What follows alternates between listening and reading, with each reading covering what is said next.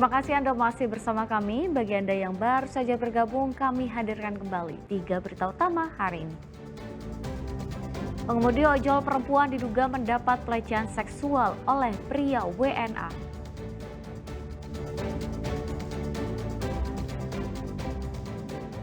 Anggota DPRD Sumut Aji Karim dicopot dari jabatannya setelah video dugem beredar luas di media sosial.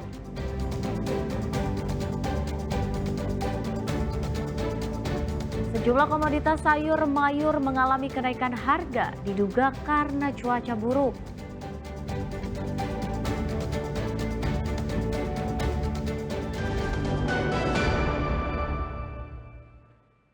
Anggota DPRD Sumut Aji Karim dicopot dari jabatannya sebagai Sekretaris Komisi C setelah video dugem beredar luas di media sosial dan memicu protes dari berbagai kalangan. Kini Aji Karim dipindahkan menjadi anggota di Komisi A DPRD Sumatera Utara.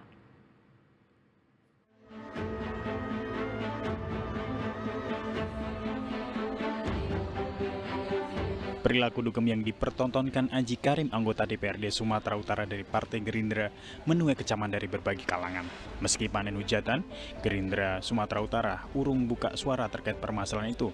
Namun belakangan, posisi Aji Karim yang tadinya menjabat Sekretaris Komisi C DPRD Sumatera Utara mendadak dicopot menjadi anggota di Komisi A.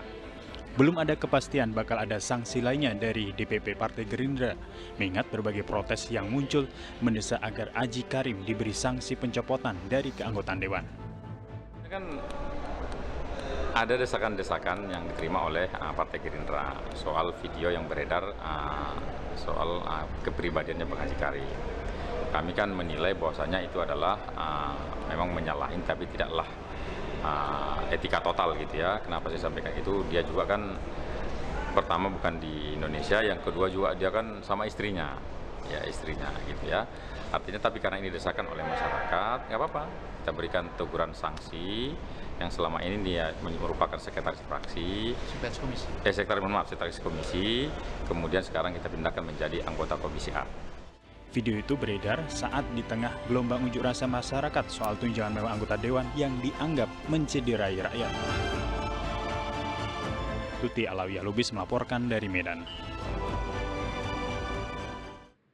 Sejumlah komoditas sayur mayur mengalami kenaikan harga. Pasar tradisional pun sepi. Kenaikan harga diduga karena cuaca buruk.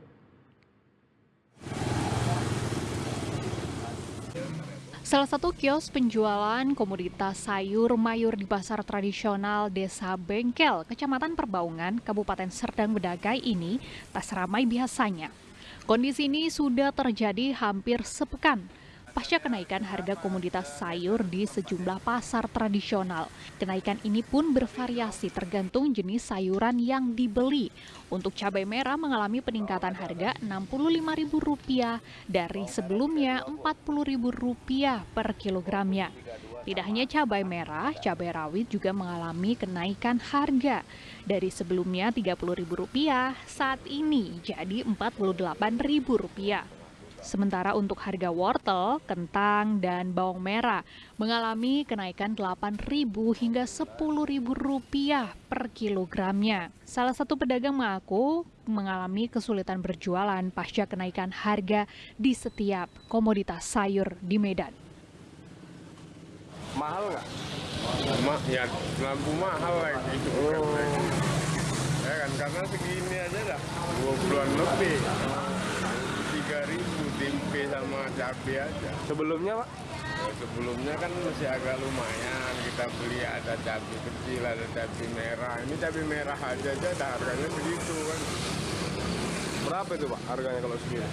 Kalau beli seperempat saya, tempenya itu udah jelas seperempat itu 18.000. Itu cabai apa Pak?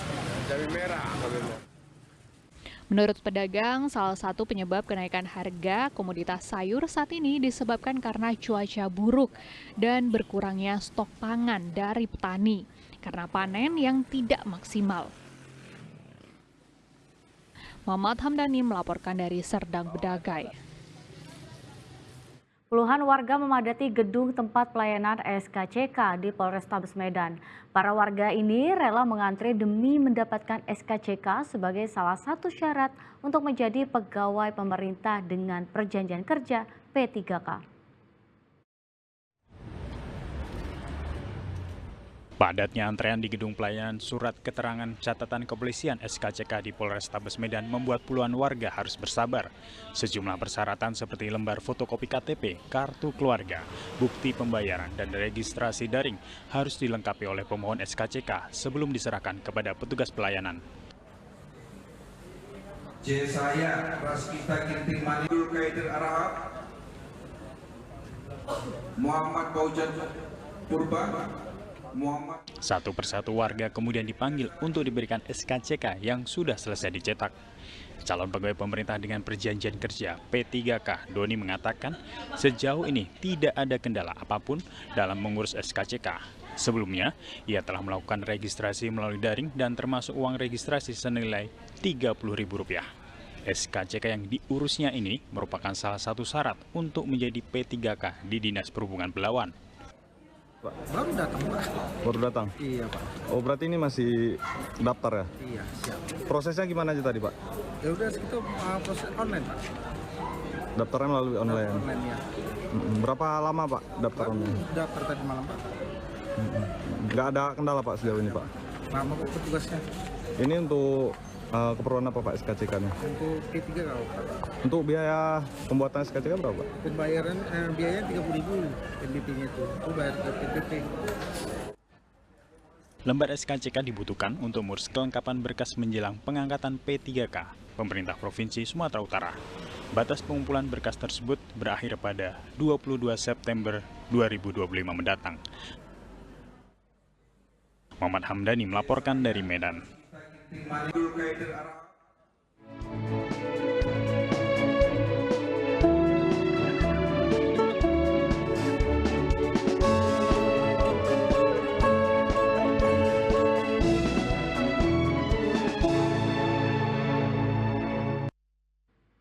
Ya, laporan tersebut mengakhiri berita Sumut hari ini. Jangan lupa pastikan Anda subscribe channel YouTube Liputan 6 SCTV Daerah.